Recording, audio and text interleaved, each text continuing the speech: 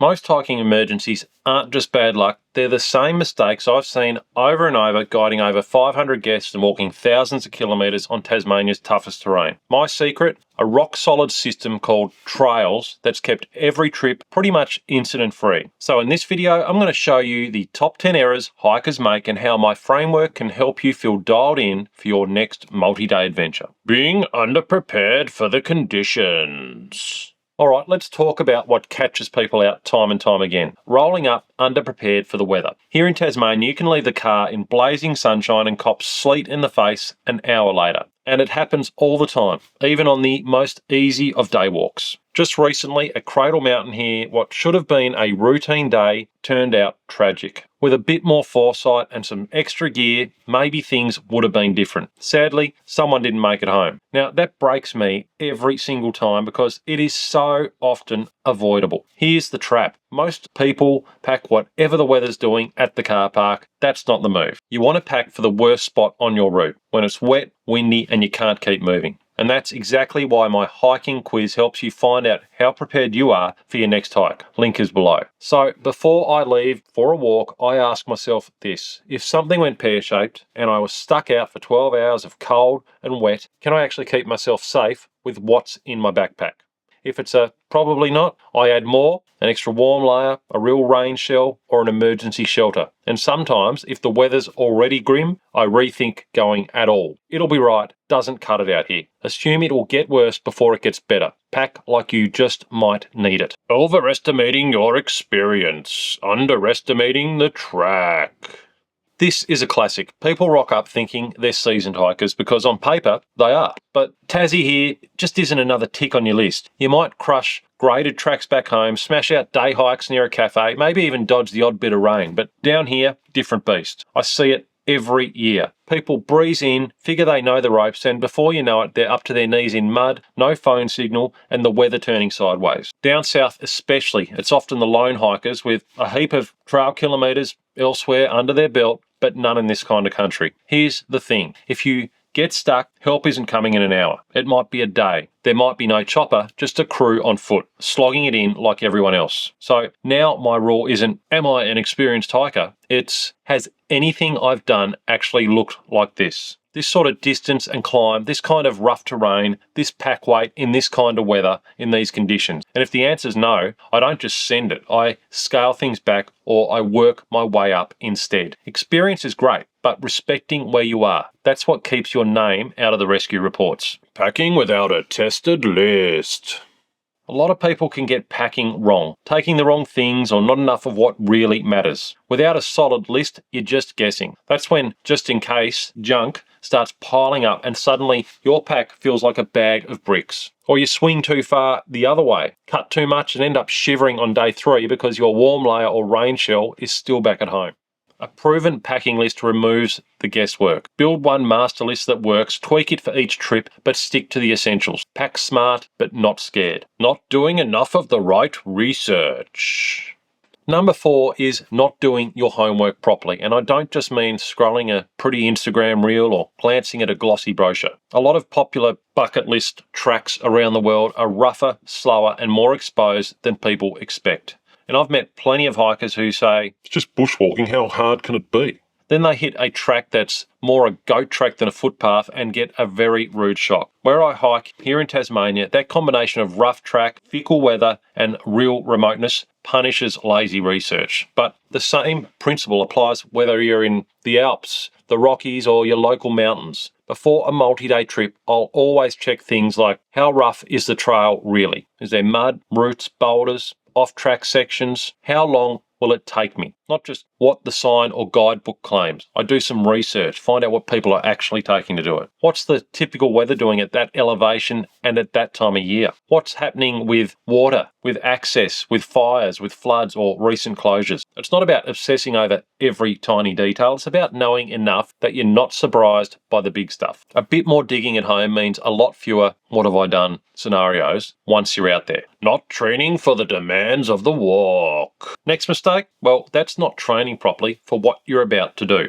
And I've been guilty of this one myself. You think, I'll walk a bit, I'll be fine. But carrying a loaded pack up and down hills day after day is a different beast. Everyday fitness only takes you so far. For me, these days, training is just part of the trip. In the lead up to a big multi-day walk, I'm out walking most days with a weighted pack, getting my body used to exactly what it's going to feel like. If it's a big week-long trip or something more serious, that training starts months before I go, not a week out. It doesn't have to be complicated. You can start light and slowly build up. You can add weight to your pack over a few weeks. Include some hills or stairs. Aim to walk on consecutive days so your legs get used to backing it up. The goal is simple. By the time you start the hike, your body already knows the load. Fancy gear is great, but it won't carry itself. Training is what makes your pack feel manageable and your decisions stay sharp on day 3, 4 and 5. And the quiz linked in the description below will help assess where you are at with your hiking fitness too. Treating logistics as an afterthought.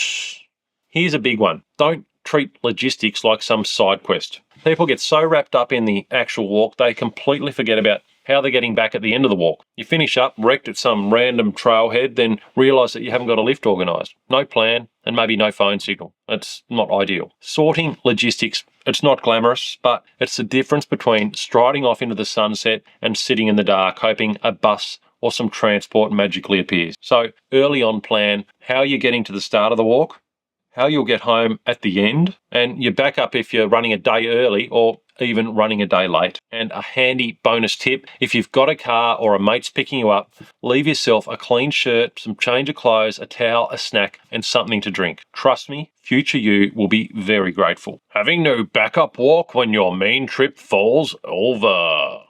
Now, this is one I see all the time. Take last year on Tasmania's Overland Track, for example. Big bushfires come in and close down the track. And this is a track where, you've got 30 plus people a day heading out for their dream hike. And suddenly, people who've flown from all over the world, their dream hike it evaporates.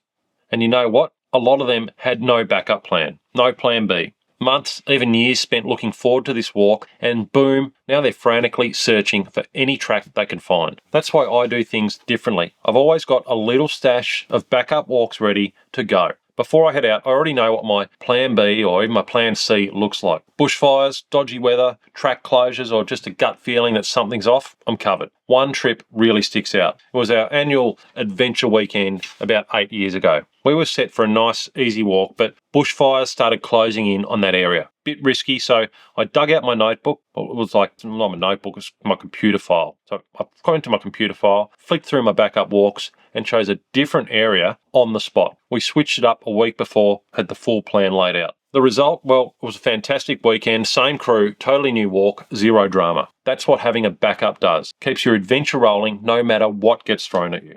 Only planning one campsite per night. Now this next one's a sneaky one. If you always plan just one campsite each night, you're asking for trouble. Most people start a big trip with a set plan. Tonight we'll camp here, but stuff happens. You might get hammered by weather. Someone could hit a wall, or maybe you're smashing it and want to push on further. If you only know about that one campsite, well, you're stuck. All your eggs are in one basket. I always try to suss out every possible place we could camp along the track that we're going along. Even if you think you're just going to use the official sites, knowing if there are alternatives can be a lifesaver. That way, if you need to bail early or push further, you're not guessing, you're sorted. And look, sometimes a trail really only gives you one choice, but even then, it pays to know your options just in case. And trust me, having a few backup campsites in your back pocket makes the whole trip run smoother.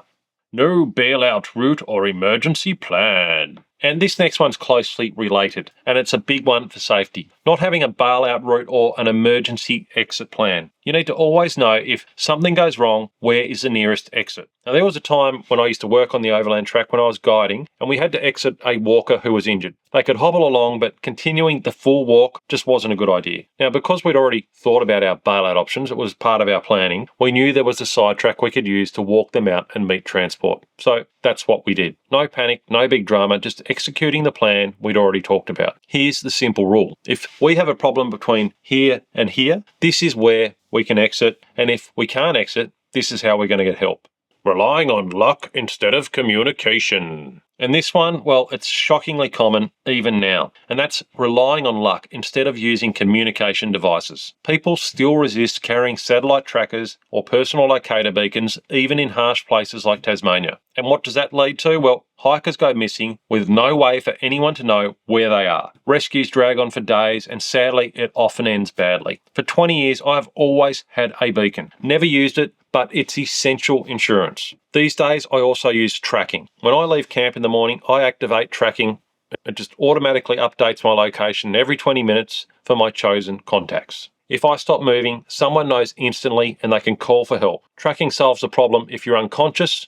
Others can spot that you're not moving and then can make an assessment from there. Carrying a communication device helps your rescuers and eases worries at home. Just trust me on this one. All of these mistakes come from one issue. Most people trying to wing big hikes with zero system. Here's what actually keeps trips safe. The reasons I haven't had any serious mishaps isn't because I'm perfect. We've had close calls, but a system keeps things calm, not chaotic, and that's why I made my multi-day hiking readiness quiz. You'll see exactly what you're missing, find your gaps in 3 minutes. Link is down below.